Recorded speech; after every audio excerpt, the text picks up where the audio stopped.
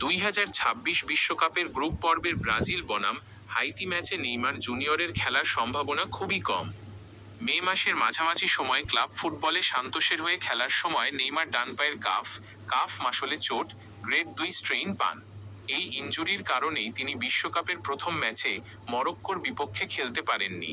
Coach Carlo Ancelotti এবং Brazil দলের medical টিমের দেওয়া সর্বশেষ আপডেট অনুযায়ী নেইমারকে স্কোয়াডে রাখা হলেও তিনি এখনও পুরোপুরি ম্যাচ ফিট নন। হাইতি ম্যাচের সপ্তাহে 19-20 জুন কেবল তার পুরোদমে অনুশীলন শুরু করার কথা রয়েছে। যেহেতু তিনি সবেমাত্র ইনজুরি থেকে সুস্থ হয়ে অনুশীলনে ফিরছেন, তাই হাইতির বিপক্ষে ম্যাচে তার মূল একাদশে নামার সম্ভাবনা নেই বললেই চলে। তবে দলের পরিস্থিতি বিবেচনা করে ম্যাচের শেষভাগে তাকে হয়তো অল্প কিছুক্ষণের জন্য মাঠে নামানো হতে পারে, যদিও টিম ম্যানেজমেন্ট তাকে নিয়ে কোনো বড় ঝুঁকি নিতে চাইবে না। মূলত 24 জুনের স্কটল্যান্ড ম্যাচ এবং নকআউট পর্বের জন্যই তাকে সম্পূর্ণ প্রস্তুত করা হচ্ছে।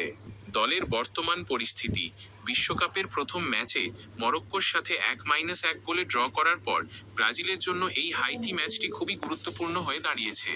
তাই কোচ কার্লো আনচেলত্তি কোনো ঝুঁকি না নিয়ে পুরো 3 পয়েন্ট তুলে নিতে চাইবেন।